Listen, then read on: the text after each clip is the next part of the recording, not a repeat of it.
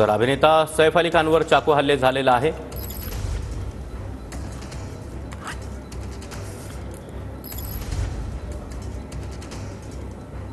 दरम्यान या संपूर्ण घटनेसंदर्भात अधिक माहिती देण्यासाठी आमचे प्रतिनिधी निवृत्ती बाबर आणि अक्षय मंकणी आपल्या सोबत आहेत।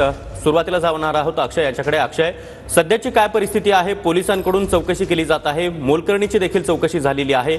सैफ अली खानच्या निवासस्थानाबाहेर सध्या काय स्थिती आहे? सागर, सध्या सैफ अली खान यांच्या निवासस्थानी जे आहे ती पोलिसांची टीम जी आहे ती सकाळपासूनच दाखल झालेली आहे आणि विविध अँगलद्वारे या सगळ्या संपूर्ण प्रकरणाचा तपास जो आहे तो या पोलिसांकडनं केला जातोय। जी मोलकरीण होती, ज्या मोलकरीणबरोबर त्या चोराचा संवाद होता, त्या संवादानंतर सैफ अली खान तिथे समोर आले आणि त्याच्यानंतर ही संपूर्ण झटापट जी आहे ती चोर आणि सैफ अली खान यांच्यामध्ये झाली आणि त्यामध्ये सैफ अली खान यांना चाकूने त्यांच्यावरती हल्ला करण्यात आला।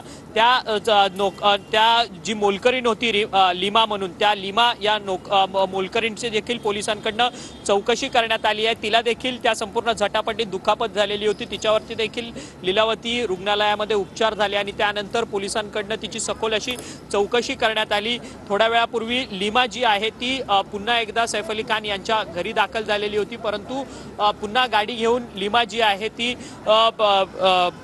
लीलावती हॉस्पिटलकडे रवाना झालेली आहे। खरं तर आता पोलीस जो आहे तो या सगळ्या तपासाचा वेगवेगळ्या अँगलद्वारे तपास करताना पाहायला मिळत आहेत।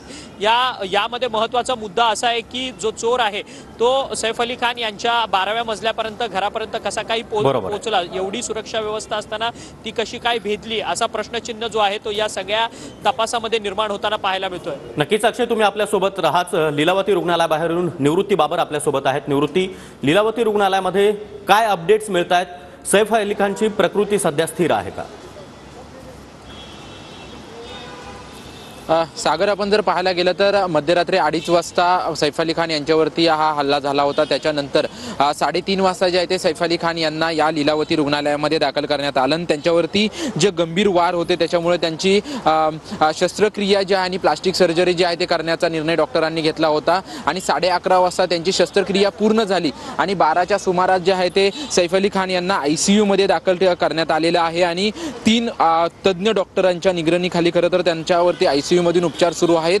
उद्यापर्यंत जे आहे ते त्यांना ICU मध्ये ठेवलं जाईल आणि त्याच्यानंतर डिस्चार्ज करायचा की नाही यावरती निर्णय जो आहे तो डॉक्टर घेणार असल्याची माहिती स्वतः डॉक्टरांनी दिली होती। आपण दिवसभर जर पाहायला गेलं तर सकाळपासूनच त्यांच्या कुटुंबातील अनेक सदस्य जे आहेत ते या ठिकाणी सैफ अली खान यांच्या भेटीसाठी दाखल झाल्याचे आपल्याला पाहायला मिळत होतं।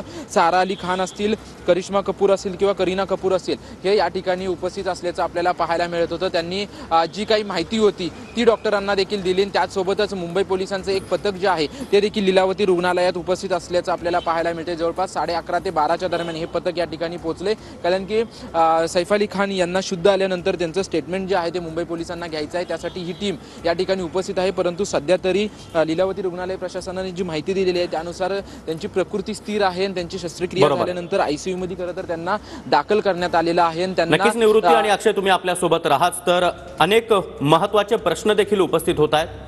चोरी की हल्ल्याचा डाव, 7 महत्त्वाचे प्रश्न सध्या अनुत्तरित आहेत। त्यामध्ये सैफच्या मोलकरणीसोबत चोराच्या कोणत्या विषयावरून वाद झाला? सैफच्या घरातील मोलकरीण आणि चोर एकमेकांना ओळखत होते का?